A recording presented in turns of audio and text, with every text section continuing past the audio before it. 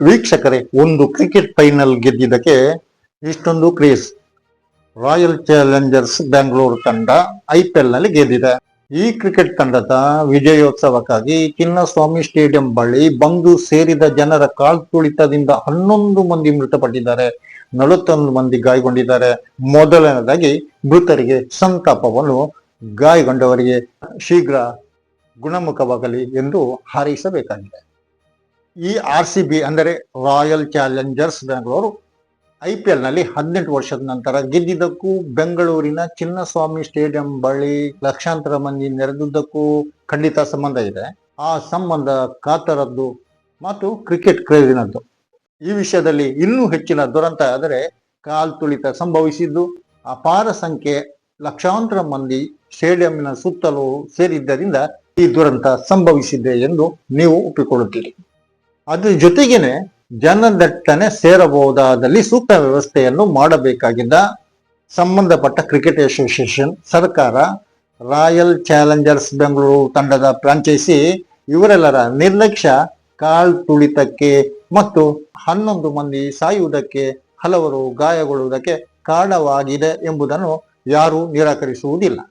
ಈಗ ರಾಜ್ಯ ಸರ್ಕಾರ ಈ ಕಾಲ್ತುಳಿತ ದುರಂತ ಸಂಭವಿಸಿದ್ದಕ್ಕಾಗಿ ಮತ್ತು ಅಲ್ಲಿ ಆಗಿರುವ ಅವ್ಯವಸ್ಥೆಗಾಗಿ ಬೆಂಗಳೂರಿನ ಕಮಿಷನರ್ ಸಹಿತ ಹಲವು ಪೊಲೀಸ್ ಅಧಿಕಾರಿಗಳನ್ನು ಅಮಾನತುಗೊಳಿಸಿದೆ. ಸರಿಯಾಗಿ ಜವಾಬ್ದಾರಿಯನ್ನು ನಿರ್ವಹಿಸಿಲ್ಲ ಎಂಬುದು ಈ ಅಧಿಕಾರಿಗಳ ತಪ್ಪೆಂದಾದರೆ ಮುಖ್ಯಮಂತ್ರಿ ಸಿದ್ದರಾಮಯ್ಯ ಅಷ್ಟೊಂದು ಜನಸಂಖ್ಯೆ ಅಲ್ಲಿ ನೆರೆಯುವ ಅಂದಾಜು ನಮಗೂ ಇರಲಿಲ್ಲ ಎಂತಾರೆ. ಹಾಗಿದ್ದರೆ ಈ ಕಮಿಷನರ್ ಪೊಲೀಸರಿಗೂ ಅಂದಾಜು ಇರಲಿಲ್ಲ. ಆದ್ದರಿಂದ ಈ ಪೊಲೀಸರ ಅಮಾನತು ಕ್ರಮ ಒಂದು ರಾಜಕೀಯ ಮೀರಿದ್ದು ಅಲ್ಲ ಎಂದು ಮುಖ್ಯಮಂತ್ರಿಯವರಿಗೆ ನೀವು ನೇರವಾಗಿ ಹೇಳಬಹುದು. ವೀಕ್ಷಕರೇ, ಇದು ಸುದ್ದಿಯ ಸದ್ದು. ಎಲ್ಲದಕ್ಕಿಂತಲೂ ಮೊದಲು ನಿಮ್ಮಲ್ಲೊಂದು ವಿನಂತಿ ಏನಂದ್ರೆ, ನೀವು ಚಾನೆಲ್ ಅನ್ನು ಸಬ್ಸ್ಕ್ರೈಬ್ ಆಗಿ, ಶೇರ್ ಮಾಡಿ, ಕಮೆಂಟ್ ಮಾಡಿ, ನಿಮ್ಮ ಅಭಿಪ್ರಾಯವನ್ನು ತಿಳಿಸಿ, ನಮ್ಮನ್ನು ಬೆಂಬಲಿಸಿ. ಸಾಧ್ಯವಾದಷ್ಟು ನೇರ ಮತ್ತು ಸತ್ಯವಾದ ಸುದ್ದಿಯೊಂದಿಗೆ ನಿಮ್ಮ ಜೊತೆಗೆ ಸದಾ ಇರಲು ನಾವು ಬಯಸುತ್ತೇವೆ. ರಾಜ್ಯದ ವಿಪಕ್ಷ ನಾಯಕ ಅಶೋಕ್ ಅವರು ಕಾಲ್ತುಳಿತ ದುರಂತಕ್ಕೆ ಮುಖ್ಯಮಂತ್ರಿ ಸಿದ್ದರಾಮಯ್ಯ, ಉಪಮುಖ್ಯಮಂತ್ರಿ DKC ಕಾರಣ ಎಂದಿದ್ದಾರೆ. ಅಷ್ಟು ಮಾತ್ರ ಸಾಲುವುದಿಲ್ಲ, ಅವರಿಗೆ ಜಿಲ್ಲಾಧಿಕಾರಿ ನೇತೃತ್ವದ ತನಿಖೆಯನ್ನು ಅವರು ಒಪ್ಪುವುದಿಲ್ಲ, ಮ್ಯಾಜಿಸ್ಟ್ರೇಟಿಯಲ್ ತನಿಖೆಯನ್ನು ಅವರು ಒಪ್ಪುವುದಿಲ್ಲ, ಹೈಕೋರ್ಟ್ ನ್ಯಾಯಾಧೀಶರ ನೇತೃತ್ವದಲ್ಲಿ SIT ತನಿಖೆ ನಡೆಯಬೇಕು. ಬಹುಶಃ ಸರ್ಕಾರ ಇದಕ್ಕೂ ಮಣಿದಿದೆ ಎಂದು ಹೇಳಬಹುದೇನೋ. BJP ರಾಜ್ಯಾಧ್ಯಕ್ಷ BY ವಿಜಯೇಂದ್ರ ಅಶೋಕ್ ಅವರ ಮಾತಿಗೆ ಧ್ವನಿಗೂಡಿಸಿದ್ದಾರೆ. ಅವರ ಪ್ರಕಾರ ಮೃತರಿಗೆ 10 ಲಕ್ಷ ರೂಪಾಯಿ ನಷ್ಟ ಪರಿಹಾರ ಕೊಟ್ಟರೆ ಸಾಲದು, 50 ಲಕ್ಷ ರೂಪಾಯಿ ನಷ್ಟ ಪರಿಹಾರವನ್ನು ಕೊಡಬೇಕು. ಇನ್ನೂ ಹೆಚ್ಚು ಉಲ್ಲೇಖಿಸಬೇಕಾದ್ದು JDSನ ರಾಜ್ಯ ಅಧ್ಯಕ್ಷ ಮತ್ತು ಕೇಂದ್ರ ಸಚಿವ ಕುಮಾರಸ್ವಾಮಿ ಅವರ ಮಾತುಗಳನ್ನು. ಅವರು DK ಶಿವಕುಮಾರ್ ಅವರನ್ನು ಮನುಷ್ಯತ್ವ ಇಲ್ಲದ ರಾಕ್ಷಸೀಯ ಪ್ರವೃತ್ತಿಯ ವ್ಯಕ್ತಿ ಎಂದು ಕರೆದಿದ್ದಾರೆ. ಒಂದು ವೇಳೆ ಮುಖ್ಯಮಂತ್ರಿಗೆ ಧೈರ್ಯ ಇದ್ದರೆ ತಕ್ಷಣ ಅವರನ್ನು ಸಚಿವ ಸಂಪುಟದಿಂದ ತೆಗೆದು ಹಾಕಬೇಕೆಂದು ಅವರು ಸವಾಲು ಹಾಕಿದ್ದಾರೆ. ಇನ್ನು ಗೃಹ ಸಚಿವ ಪರಮೇಶ್ವರ ಕುರಿತು ಕುಮಾರಸ್ವಾಮಿ ಹೇಳಿದ್ದೇನೋ, ರಾಜ್ಯಕ್ಕೆ ಡ್ರಿಲ್ ಮಾಡುವ ಹೋಮ್ ಮಿನಿಸ್ಟರ್ ಇದ್ದಾರೆ. ಜನರಿಗೂ ಗೊತ್ತು ಕುಮಾರಸ್ವಾಮಿ, BJP ಅವರು ಏನೇ ಹೇಳಿ ಅದು ಒಂದು ರಾಜಕೀಯ, ಕೇವಲ ರಾಜಕೀಯ ಎಂಬುದು.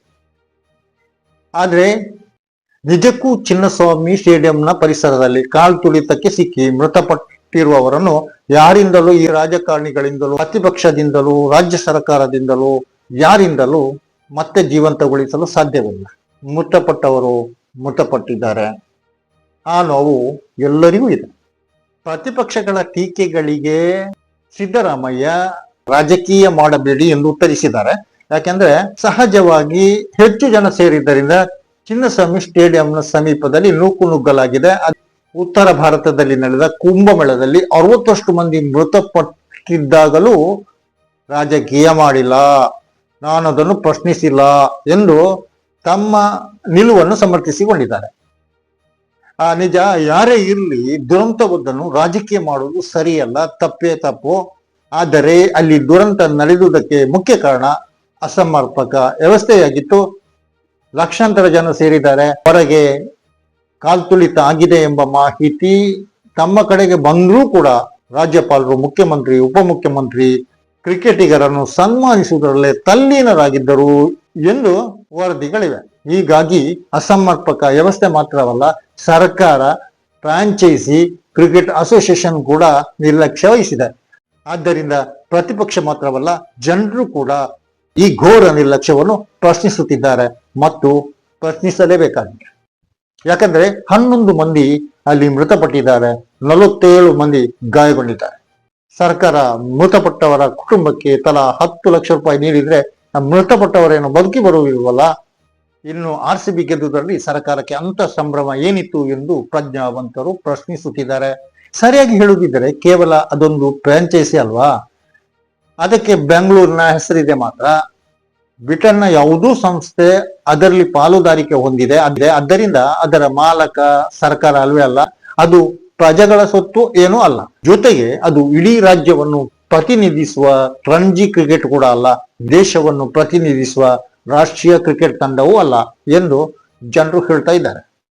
ವೀಕ್ಷಕರೇ, ಈಗ ಕಾಲ್ತುಳಿತ ದುರಂತದಲ್ಲಿ ಈಗ ನಡೆಯುತ್ತಿರುವ ರಾಜಕೀಯವನ್ನು ಆಚೆಗಿಟ್ಟು ನೋಡಿದರೆ ಇಂಥ ಕ್ರಿಕೆಟ್ ವ್ಯಾಮೋಹ ರಾಜ್ಯದ ಹಿತದೃಷ್ಟಿಯಿಂದ ಮುಖ್ಯಮಂತ್ರಿ, ಉಪಮುಖ್ಯಮಂತ್ರಿಗಳಿಗೆ ಬೇಕಿತ್ತೆ ಎಂಬ ಪ್ರಶ್ನೆಯನ್ನು ತುಂಬಾ ಪ್ರಾಮಾಣಿಕವಾಗಿ ಕೇಳಬೇಕಾಗುತ್ತದೆ. ಜೊತೆಗೆ ಜೀವನ ಮತ್ತು ತಮ್ಮ ಭವಿಷ್ಯವನ್ನು ಕಟ್ಟುವ ಕಾರ್ಯಕ್ಕೆ ರಚನಾತ್ಮಕವಾಗಿ ತೊಡಗಿಸಬೇಕಾದ ಯುವ ತಲೆಮಾರು, ಮುಖ್ಯವಾಗಿ ಯುವ ತಲೆಮಾರು ಸಿನಿಮಾ ಕ್ರಿಕೆಟ್ ಅಂತ ಕೂತು ಬಿಡುವುದಕ್ಕೂ, ರಾಯಲ್ ಚಾಲೆಂಜರ್ಸ್ ಅಭಿಮಾನಿಗಳು ಚಿನ್ನಸ್ವಾಮಿ ಸ್ಟೇಡಿಯಂ ಪಕ್ಕದಲ್ಲಿ ಲಕ್ಷಾಂತರ ಸಂಖ್ಯೆಯಲ್ಲಿ ಸೇರುವುದಕ್ಕೂ ಅರ್ಥ ಹುಡುಕಲು ಯಾರಿಗೂ ಕಷ್ಟವಿದೆ. ನಮಗೂ ಗೊತ್ತು, ನಿಮಗೂ ಗೊತ್ತು. ಆದ್ರೆ ಇಂಥ ವ್ಯಾಮೋಹಗಳು ಅಷ್ಟು ಸರಿಯಲ್ಲ. ಕ್ರಿಕೆಟ್ಗೆ ಯಾರು ಅಭಿಮಾನಿ ಅಲ್ಲ ಅಂದ್ರೆ ಯುವಕರು ಮಾತ್ರವಲ್ಲ, ಅದಕ್ಕೆ ಮಧ್ಯವಯಸ್ಕರು, ಮುದುಕರವರೆಗೂ ಅಭಿಮಾನಿಗಳಿದ್ದಾರೆ.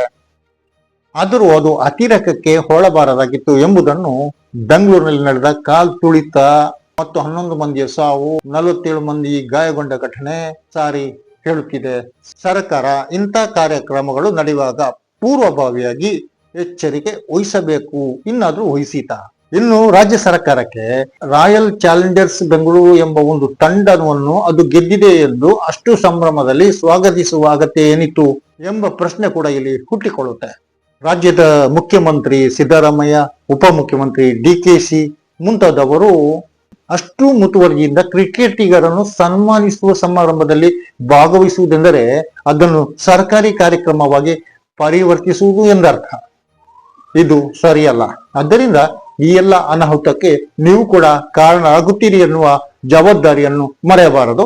ಪೊಲೀಸರನ್ನು ಮತ್ತು ಇತರ ಅಧಿಕಾರಿಗಳನ್ನು ಅಮಾನತುಗೊಳಿಸಿದ ಮಾತ್ರಕ್ಕೆ ನೀವು ಹೊಣೆಯಿಂದ ತಪ್ಪಿಸಿಕೊಳ್ಳುವಂತಿಲ್ಲ. ಕ್ರಿಕೆಟಿಗರನ್ನು ಸನ್ಮಾನಿಸಬೇಕು, ಅವರು ಗೌರವ ತಂದವರು ಎಲ್ಲ ನಿಜ. ಆದ್ರೆ ಅದೊಂದು ಕ್ರೀಡೆ, ಕಲೆ, ಸಿನಿಮಾ ಇವೆಲ್ಲ ಇಷ್ಟಕ್ಕೆ ಇರಬೇಕು, ಅದು ಅತಿ ಆಗಬಾರದು. ಇಷ್ಟಕ್ಕೂ ಕ್ರಿಕೆಟಿಗರು ಯಾರು? ಕ್ರಿಕೆಟ್ ಆಡಿ ಬಂದವರು, ಯುದ್ಧದಲ್ಲಿ ಪಾಕಿಸ್ತಾನದ ವಿರುದ್ಧ ಹೋರಾಡಿ ಗೆದ್ದು ಬಂದವರಲ್ಲ ಎಂಬ ಪರಿಜ್ಞಾನ ಮುಖ್ಯಮಂತ್ರಿಯವರಿಗೂ ಉಪಮುಖ್ಯಮಂತ್ರಿಯವರಿಗೂ ಇರಬೇಕಾಗಿತ್ತು. ಕೊನೆಯದಾಗಿ ಹೇಳುವುದಾದ್ರೆ, ಒಂದು ಕಾಲ್ತುಳಿತದ ಘಟನೆ ಎಂದು ಸಾಮಾನ್ಯೀಕರಿಸುವ ಸಿದ್ದರಾಮಯ್ಯರ ಪ್ರಯತ್ನವನ್ನು ಖಂಡಿತ ಒಪ್ಪಿಕೊಳ್ಳಲಾಗದು. ಅದರಂತೆ ದುರಂತಕ್ಕೆ ಆಸ್ಪದವಾದ ಕ್ರಿಕೆಟ್ ಶ್ರದ್ಧೆಯನ್ನು ಕೂಡ ಒಪ್ಪಿಕೊಳ್ಳಲಾಗದು. ಈ ಸಾವು ದುಃಖಗಳ ನಡುವೆ ಪ್ರತಿಪಕ್ಷಗಳು ಎತ್ತಿ ಹಿಡಿಯುವ ರಾಜಕೀಯವನ್ನು ಕೂಡ ಒಪ್ಪಿಕೊಳ್ಳಲಾಗದು. ವೀಕ್ಷಕರೇ, ನೀವೇನು ಹೇಳ್ತೀರಿ? ಸಬ್ಸ್ಕ್ರೈಬ್ ಆಗಿ, ಕಮೆಂಟ್ ಮಾಡಿ, ನಿಮ್ಮ ಅಭಿಪ್ರಾಯ ತಿಳಿಸಿ. ಸುದ್ದಿಯ ಸದ್ದಿನಲ್ಲಿ ಈ ಹೊತ್ತಿನ ಚರ್ಚೆ ಇಷ್ಟೇ. ನಾನು ಅರ್ಹ ಮಂಚಿ. ಜೈ ಹಿಂದ್.